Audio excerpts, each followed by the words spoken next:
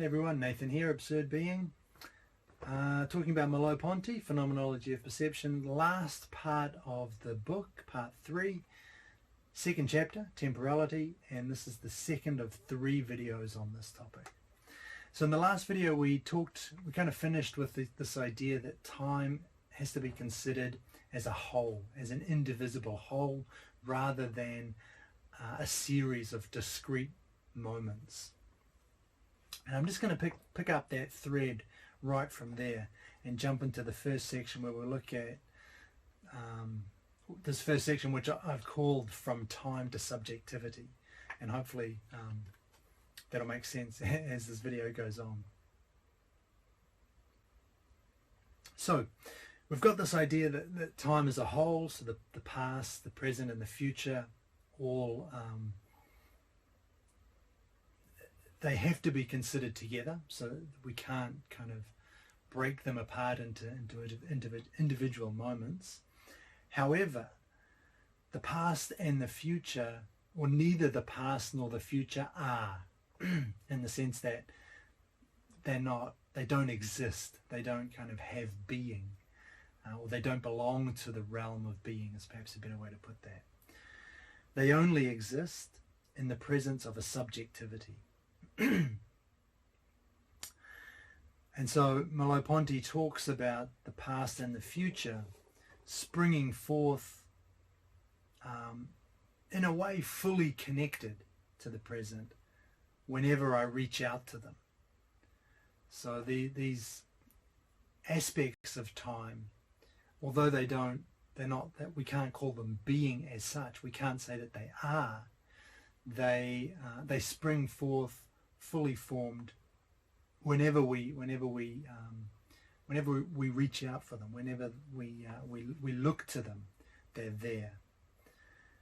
And this seems to me, just as an interesting point here, this seems as it's kind of an indication that time is fundamentally a whole, because when we break it down, we can kind of break it down into arbitrary chunks. We break it down into discrete moments, but those are, in a certain sense, quite arbitrary. So the present, he says, is the present before me right now, but so is today the present. And even this week, or this year, or even this life can be a present. So there's an element of kind of arbitrariness to the way that we break up time, and that, I think, hints at the idea that it actually isn't something divisible. It is, in its kind of essence, if you like, a whole. But this idea then that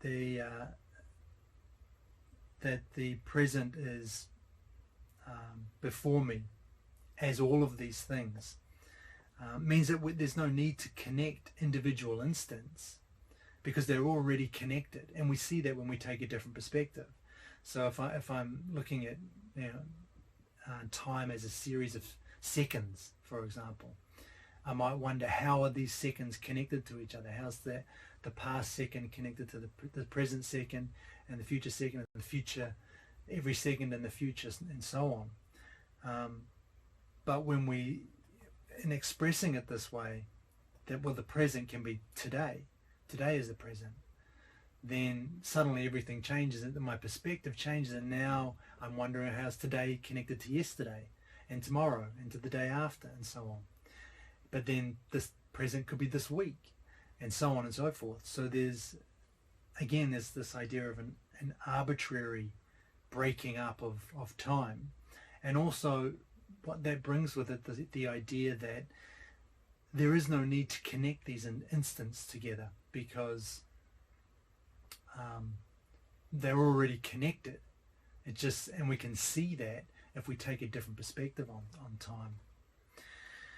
Okay, so we've got this idea that the past and the future spring forth fully connected, as it were, when I reach out for them. But the important point here is that the past and the future don't spring forth when I think about them as though they were objects before me. So when I turn my attention towards the past or the future, they don't appear before me as if they were things out there, as if they were things that I can kind of represent to myself. Here's the quote.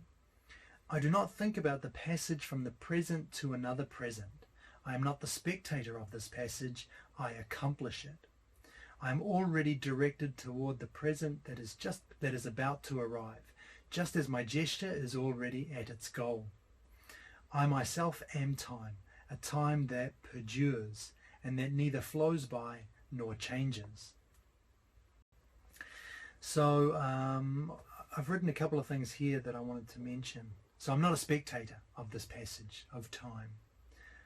And that the idea there again, time is not an object before me. It's not something which I can take a position on. It's not something which I watch kind of unfold in front of me. It's not an object. Rather, he says, I accomplish this passage of time. And that's an interesting way to put it. And he definitely doesn't mean that I make time, that I'm creating or producing time in any sense. That would give us, that would put us back in the realm of a constituting consciousness, which is in effect outside of time, and that's not going to work. Rather, the idea here, when Merleau-Ponty says I accomplish the passage of time, he means I live time non-thetically. So we're getting back to this idea of our experience of time as being something fundamentally non-thetic. It's something we live rather than something we know. It's something that we accomplish rather than something we observe. That's the kind of feeling that we have here. And then he says something even more controversial. I myself am time. So that the subject is time. And I think I'll get into another quote to explain this, and then we'll look at it in more detail. We are not saying that time exists for someone. This would be again to lay it out and to immobilize it. We are saying rather that time is someone, or in other words, that the temporal dimensions, insofar as they perpetually fit together, affirm each other, never do more than make explicit what was implied in each one, and express a single rupture of a single thrust that is subjectivity itself. Time must be understood as a subject, and the subject must be understood as time. So there, Merleau-Ponty's kind of laying all the cards on the table. Time is subjectivity, and subjectivity is time. So I wanted to just pull that apart, focus on a couple of things in that quote. He talks about temporal dimensions fitting together and expressing a single rupture of a single thrust. And this single rupture of a single thrust is subjectivity itself. And that single rupture, that kind of breaking this this unity, this whole of time, up into those individual moments. So we've got the temporal dimensions, present, past, future.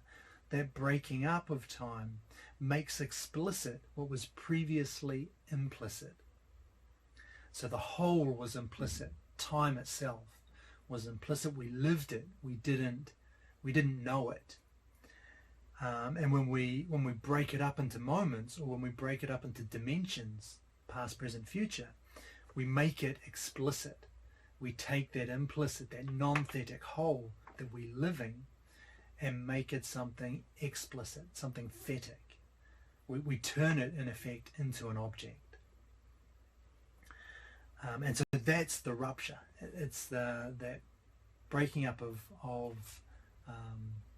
the whole into the parts, which is what subjectivity is. So subjectivity is that making explicit what was implicit. So that really is that's where that's the big insight here. All of this talk of time and temporality is actually talk of subjectivity. And we can go even further with this, and this will kind of explain why Merleau-Ponty reduces everything to temporality. Because we can also say that subjectivity does this making explicit of what is implicit in every single sphere that we've looked at in the book so far. Now, we've looked at sensory perception, the natural world, the thing, or everything that we've looked at. They are first implicit and non-thetic fields. That I've tried to stress that at in every video, really, I think. And Merleau-Ponty certainly tried to stress it throughout the whole book. We've talked about fields, we've talked about these things as backgrounds, we've talked about them as impersonal, ambiguous, uncertain. That's all of this non-thetic dimension, which we then make explicit and thetic by breaking them up, by breaking up those ambiguous wholes into moments in terms of time, or into figures if we're talking about perception, or into objects if we're talking again about perception. Well, there's figures, I guess. So that's what subjectivity is. That's what subjectivity does. It's this making explicit of what was originally implicit. However, this can only happen if the same thing happens to time first, as if the temporal whole is broken up into moments. And that means that everything that we've looked at so far in this book is grounded in time, which is also subjectivity, remember. And we'll look a little bit more at that, how those two are the same, in a moment. But that's really the meat of this video, I think. This revelation that, first of all, that's what subjectivity is. It's just making explicit of what's implicit, and that has applied to everything we've looked at in the book. And that is grounded in the same thing happening to time, breaking up time into these moments. Because if we don't have time, then we can't have any of these other making explicit of what was implicit. We can't make explicit the objects before us if there's no time in which those objects can appear. So ultimately, everything that we've talked about is grounded in temporality, in this kind of breaking up of the temporal whole into these individual moments in which things can happen, in which things can appear for us in the first place. And so this with this idea of what subjectivity is, Merleau-Ponty calls this, in a way that's confusing at first, he calls it ultimate subjectivity, as if we've got some kind of, as if there's some like a subjectivity beyond my own local subjectivity. That's definitely not what he's getting at here, I think.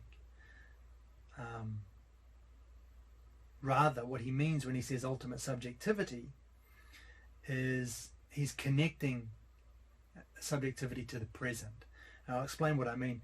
Merleau-Ponty grants the present a privileged status here. And the reason is because being and consciousness coincide. So what does this mean? If we remember the past or imagine the future, doing so requires a present consciousness.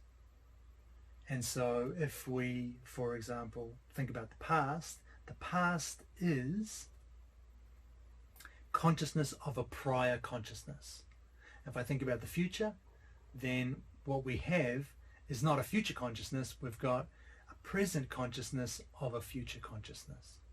So there's this kind of nested these nested consciousnesses, if you like. And that means that in the present moment, the consciousness that we're talking about has no other kind of consciousnesses behind it. So it's kind of the root consciousness, if you like. It's that consciousness from which all these other consciousnesses spring. And so the being of the consciousness and the consciousness itself coincide here. That's the idea. In the present, the being of the consciousness and the consciousness itself coincide. There's no other consciousness kind of derivative when we're in the present. And so that means that if we are in the present, to be conscious is just being toward something. And that, again, no nesting of consciousnesses. There's only the one consciousness, and that's why Merleau-Ponty calls this ultimate subjectivity. So it's not about grounding like a local subject in a larger kind of metaphysical reality. It's just this idea that in the present, my consciousness and the being of my consciousness coincide. So this is obviously not an eternal subject. It's not a subject that has become itself in some way or become whole in some kind of metaphysical fashion. But yeah, because consciousness and being coincide like this, consciousness in the present is what Merleau-Ponty calls ultimate consciousness or ultimate subjectivity. Okay, so that's the first part. Now I want to move on and kind of reverse this, flip this the way that we approached time and subjectivity. Here, I just want to flip it around, and we'll go from consciousness to time. Right, so in this, I'll start this section off with a question. What is consciousness? There we go. How's that for a question? And so Merleau-Ponty gives us two options. Is it a whole, something indivisible, or is it a multiple? Is it a series of psychical facts, psychical events, acts? The answer is neither. As you would expect, we never get a this or that answer when we're reading Merleau-Ponty, right? Let me give you the quote, and then I think this will clarify what he's talking about actually. Consciousness must be a comprehensive project or a view of time and of the world that, in order to appear and in order to explicitly become what it implicitly is, namely consciousness, needs to develop within the multiple. Neither the indivisible power nor its distinct manifestations should be conceived separately. Consciousness is neither one nor the other. It is both. It is the very movement of temporalization. So consciousness is a comprehensive project that, in order to appear, to be explicit, must develop within the multiple. And basically, so that means that it's both, right? It's both this indivisible whole, and it's also the individual moments that make up that whole, the individual acts, experiences, psychical facts that make up that whole. And they're basically two different ways of they're not two different ways of approaching the same thing. The whole is what we live. That's what consciousness is. It's not something which can't be dissected. But in order to know consciousness, in order for us to know ourselves, which is what consciousness is, consciousness, in order to be consciousness, must be self-consciousness, right? So it has to know itself, but in order to know itself, it has to turn away from that whole, that indivisible whole, and break it down into moments, into experiences, into single psychical facts. And so when it does that, then it knows itself explicitly, but what it knows of itself is missing something. It's missing that the bigger picture view of itself, if you like, which is what consciousness in a way really is, because it's what we live. So it's kind of like a catch-22, you know. We live consciousness or we know it. And if we live it, we don't know it. And if we know it, we're not living it. So that's kind of an interesting way to think about it, but just such a great way to think about it, I think. And it's, yeah, I mean, I love it. Anyway, keep going. The Merleau-Ponty talks about this thinking of consciousness in this way by referencing Swann in Proust's novel, which I haven't read. I'm taking Merleau-Ponty's word for it 100% here. So he talks about the love and jealousy that Proust's character Swann exhibits. And he says that his love doesn't give rise to a jealousy which in turn alters that love. And that's kind of how we tend to think about things. We tend to break up a person or a personality or a character into these separate characteristics or features or emotions or states, whatever you want to call it, drives. We tend to break the individual down into these and then look at how they all relate. So okay, this jealousy popped up and that affects the love, which was originally something different, so on. But if we do that, that is making consciousness explicit. It's breaking it down into psychical facts and causal relations. So we get this kind of mechanistic approach as well. Jealousy arises, and if you have jealousy affects love in this particular way. So it's all we're kind of playing into that determinist picture of the world, and of human consciousness as well.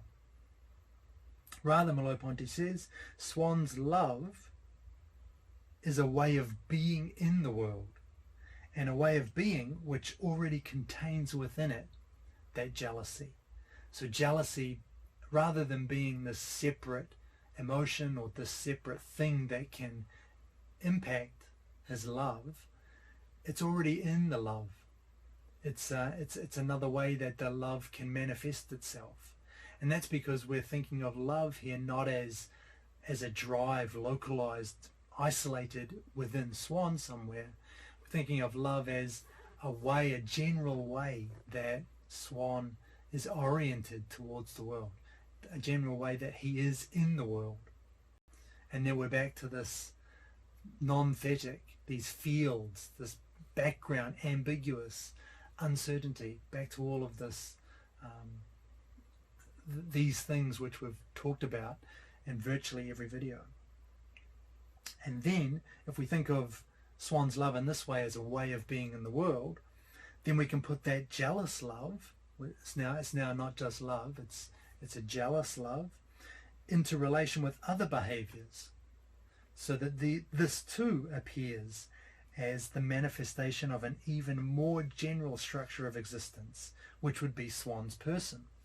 Reciprocally, every consciousness as a comprehensive project appears perspectively or is manifested to itself in acts, experiences, and psychical facts where it recognizes itself.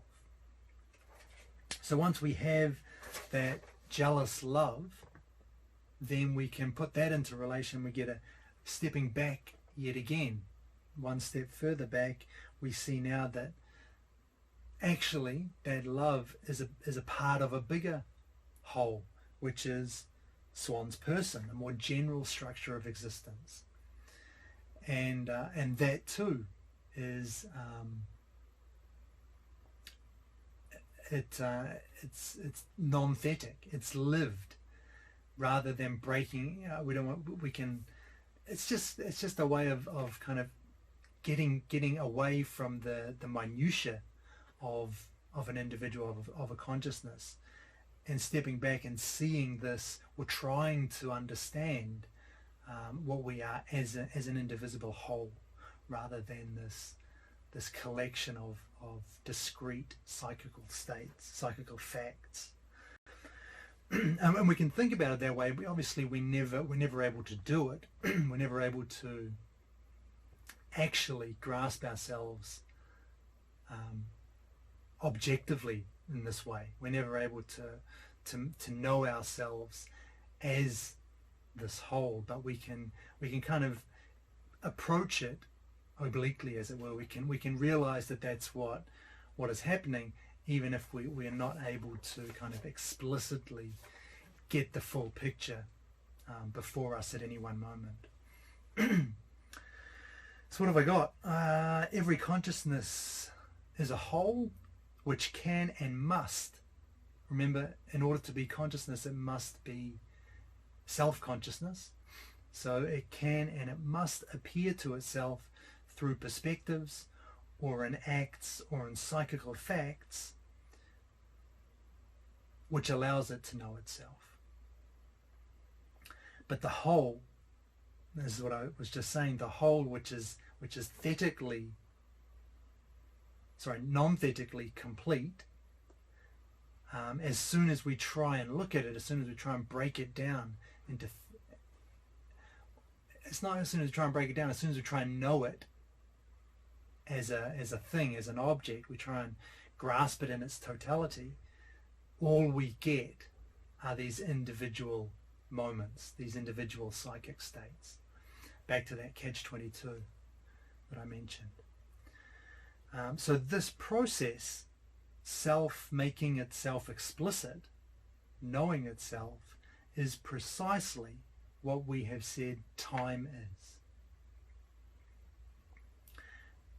And in this, so you remember earlier we said that time is that it's a whole, it's an indivisible whole, but we break it down in order to experience it, in order to experience it thetically, to know it thetically. We live it as a whole, but we know it as moments. And that there's a parallel here we've found in subjectivity, which is also a whole, but when we break it down, when we want to know it thetically, we break it down into not moments, but into individual experiences, individual psychic facts, individual states, emotions. So the two there, that's the parallel, that's the link between time and subjectivity. And so Merleau-Ponty says here, temporality clarifies subjectivity. A constituting consciousness can never see itself in time. Right? If we step back, we imagine that we're a constituting consciousness creating time, constituting time in effect, can never see itself in time because it's making time, it's creating it. But, and here's the quote, if the subject is temporality, then self-positing ceases to be contradictory because it expresses precisely the essence of living time. Time is self-affection of itself. Time, as a thrust and a passage toward a future, is the one who affects. Time, as a spread out series of presents, is the one affected. The affecting and the affected are identical because the thrust of time is nothing other than the transition from one present to another. Subjectivity is precisely this ecstasy. So, let me just go through what I've got here. The movement of time, so this pushing forward towards the future, is the affecting. That's the movement of time. Time as a whole, as a complete series of presents, if you like, is the thing affected. And so this is this brings us back to that relation of founding, founded, or background figure, non-thetic, thetic. movement of time, time as a whole. One is the kind of the minutia, the detail, the thetic. The other is the background, the ambiguous field, the non-thetic. So these two, the affecting and the affected, are actually the same, because the movement of time is just the transition from one present to another. And this is what consciousness is as well. The whole knowing itself through the parts. So that's the idea here. We've got this, basically the main point I'm trying to get to with these last two sections was time is subjectivity, and subjectivity is time. And hopefully that makes some kind of sense. But it's a really interesting idea that deserves a lot more thought, I think. Okay, let's have a look at the next section, the passive synthesis of time. So when we talked about this before, the passive synthesis of time. Now we can kind of explain what it means now that we've looked at time in a bit more detail. So passive doesn't mean the receiving of a multiplicity, and synthesis doesn't mean a composition, creating something together from individual parts. So what does this mean, passive synthesis? Here's Merleau-Ponty on it. We meant, in speaking of a passive synthesis, that the multiple is penetrated by us, and that nevertheless we are not the ones who perform the synthesis.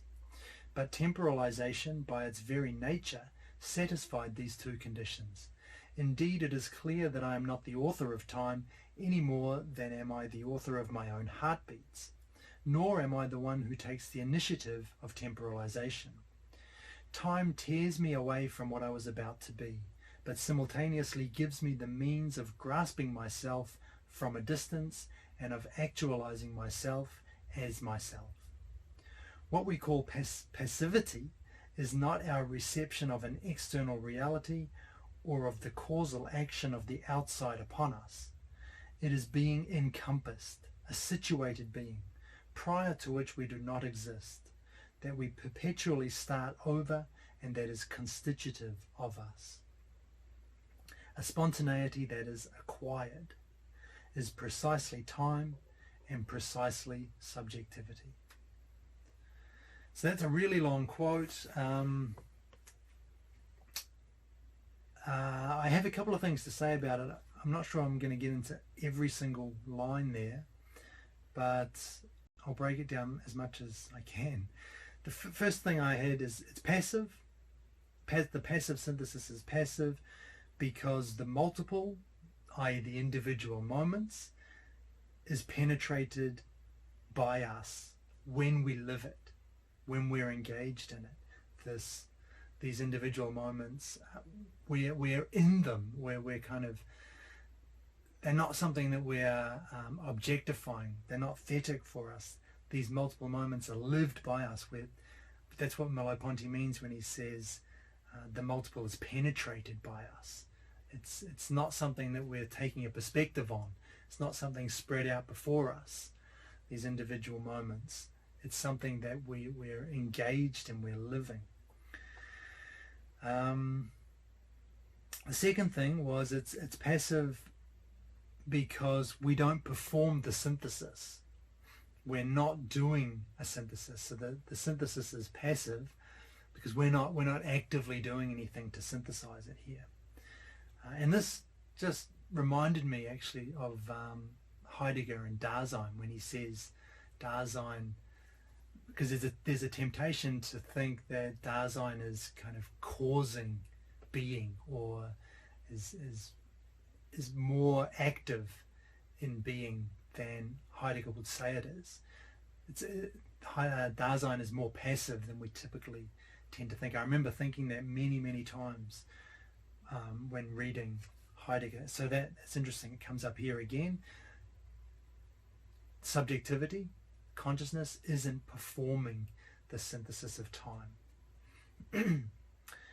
Third thing, temporalization, which is subjectivity, remember, but as non-thematic. Temporalization does both. It causes the multiple, i.e. the individual moments, and is already a synthesis because it is a whole, right? So there is no need to create to perform a synthesis, because there's nothing to synthesize. In effect, time is a whole, but it can be viewed, it can be seen, and in order to be seen, has to be viewed as a multiple, as individual moments. And temporalization, which is subjectivity, does this. And kind of in a summary way, in a summary move, it's passive because I, as a single individual subject, don't make any of this happen.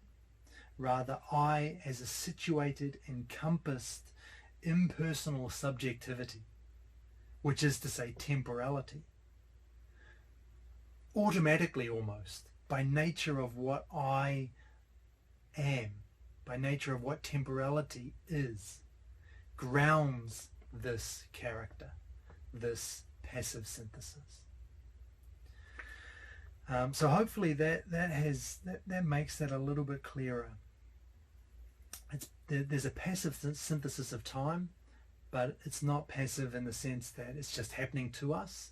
It's passive in the sense that we're not actively performing a synthesis. And it's a synthesis only in the loosest sense of the term, really, because it's already synthesized. Time is already a whole. So in effect, there is nothing to piece together. We don't have to perform a synthesis here. But that's what Merleau-Ponty means when he says time is a passive synthesis. It's something that it kind of it happens through life automatically, through time, through subjectivity automatically. And I have a feeling that these terms are all the same, or very similar, synonyms in a way. Life, subjectivity, temporality. I suspect that there's those words all kind of mean the same thing, and so there's this idea that, you know, it's not I as an individual subject that is causing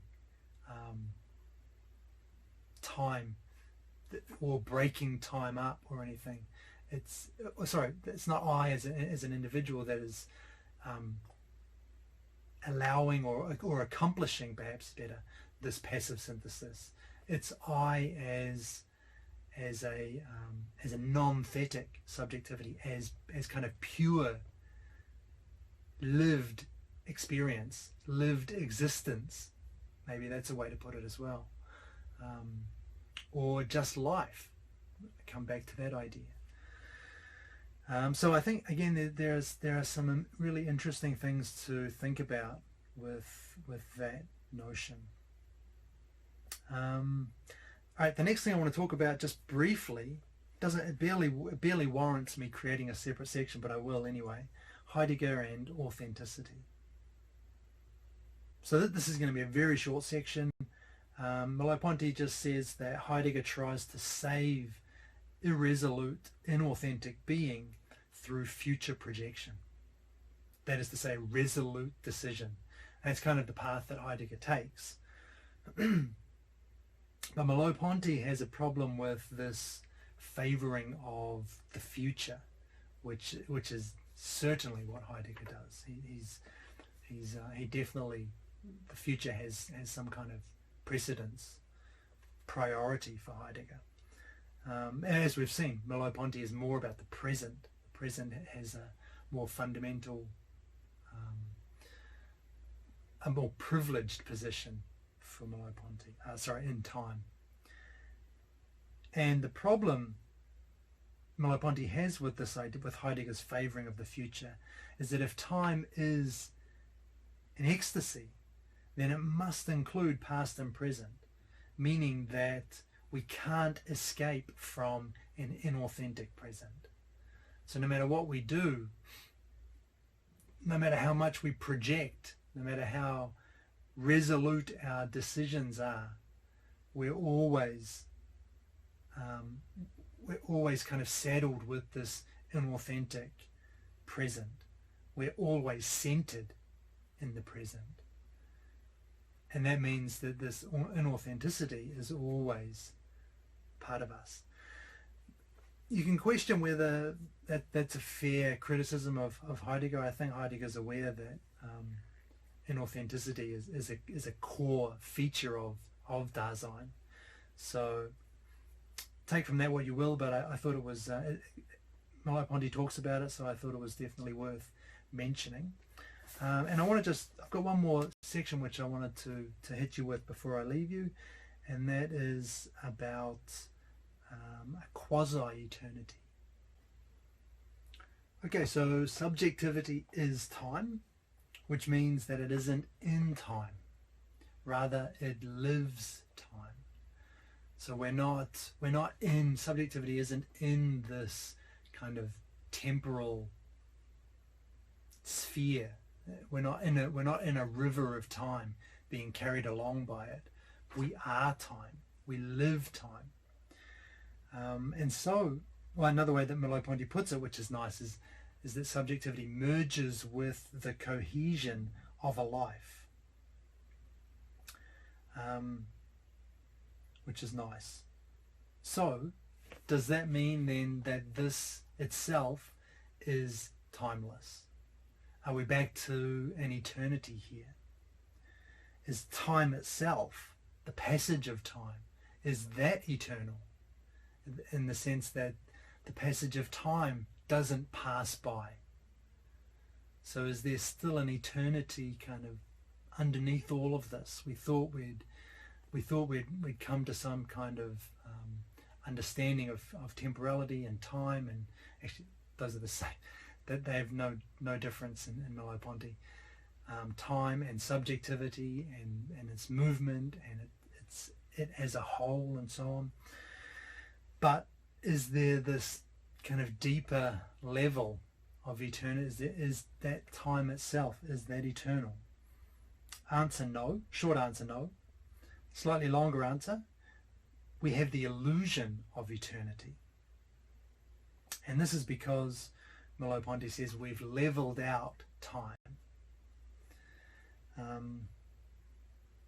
So when we take time in order to know it, remember we have to make it explicit, which means breaking up the whole. That's what it means to make time thetic, to make time explicit. But when we do that, we present ourselves with a double horizon. Each moment, each instant has a double horizon, a past and a future. And this Merleau-Ponty calls an open infinity of fields of presence that have gone by or that are possible.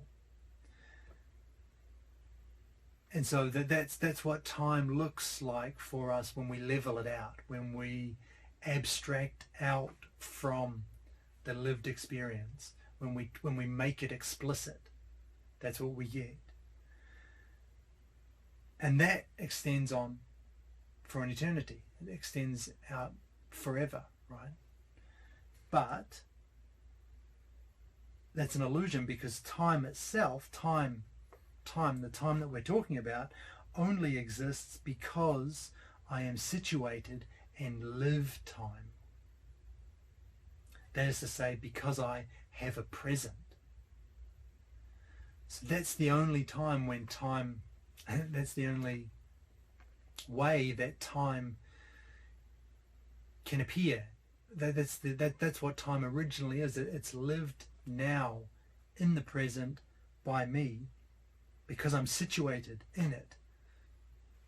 And after that, then I can spread it out and look at an infinite and an eternal past and an eternal future. But prior to me leveling it out like that, prior to me objectifying it in that way, it wasn't an eternity. It was just what I live. It was just my temporal experience. And so again, we're back to that idea of that catch-22. You know, in order to know it, you have to kind of break it down and distort it, and then we see an eternity. But when we're actually in it, when we're living it, we don't know it. We don't see that eternity. But we have time kind of originally, as it were.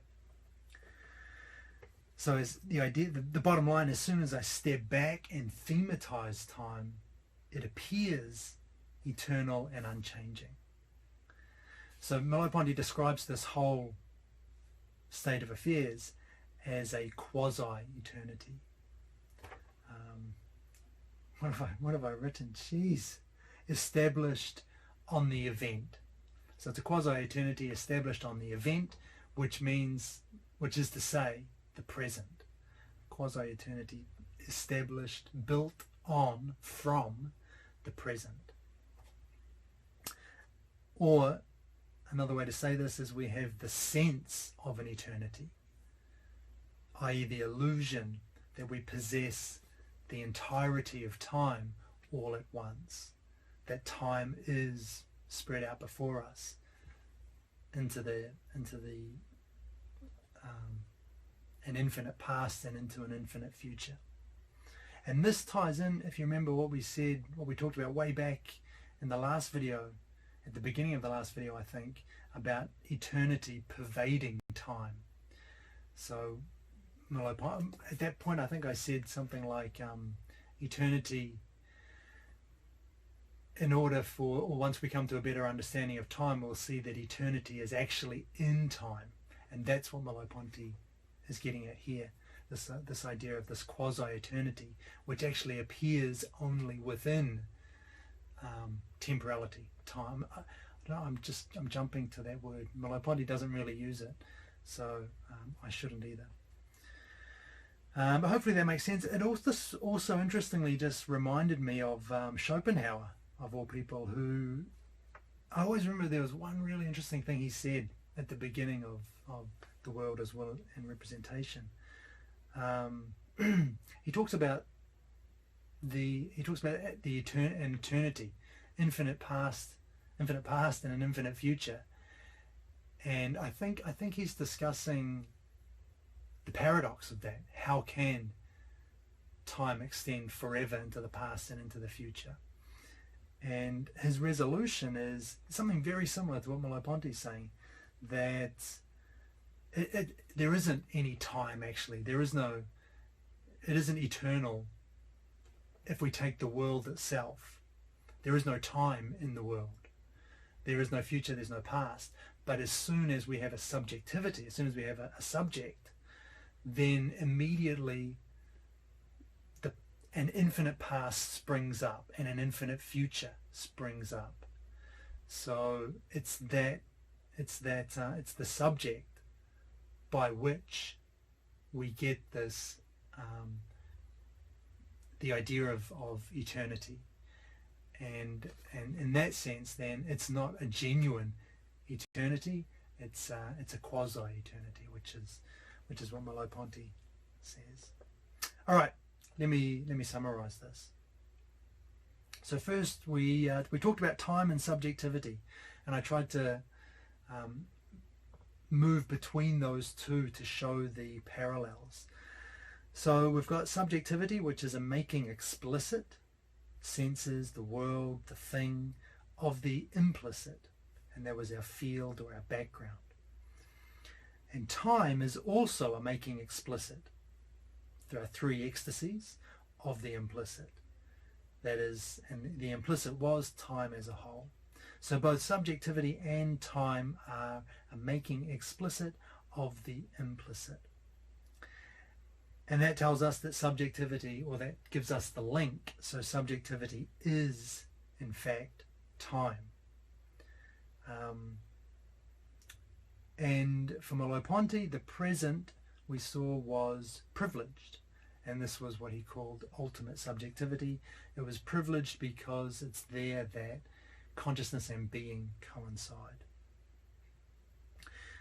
We talked about time as the ground, and that's the theme of Merleau-Ponty's philosophy. Time was always going to ground everything, and we saw that kind of come to fruition in this video. So subjectivity is a making explicit of what was previously implicit, and in order for this to occur, it must be grounded in temporality. Nothing can happen unless we've already got a temporality, a time in which it can happen. We talked about the passive synthesis of time, and we saw that this was naturally synthesized because time is already a whole. And it's passive because original time is a non-thetic or field of presence. So there's nothing, we're not actively gathering moments together and synthesizing time as a whole. It's rather that this whole thing happens, as I said, automatically in a way, just by virtue of what it means to be a subject. And finally, we looked at this idea of quasi-eternity, where we saw the time thematized, so we get the double horizon of past and future, appears eternal and unchanging, even though it's not actually eternal or unchanging, because it's lived. Time is something which is fundamentally in motion. It's fundamentally lived, and the eternity appears to arise within that time. Hence the quasi-eternity. Okay, so that's the second video. We've got one more to go, and basically the rest of this section, this part, the temporality section, is just a summary of kind of everything that's come before and how temporality fits into it, or how it all fits into temporality, perhaps I should say. So we'll get that done, and then we've got one more chapter to go, freedom. Anyway, thanks for listening as always. I hope that makes some kind of sense. When I'm reading about it, when I'm planning it beforehand, it always seems to really gel for me, but then when it comes time to explain it, I'm like, did that make sense? Did I get that? So I find myself repeating myself so many times. Anyway, let me get out of here. Thanks again for listening. I'll see you in the next video.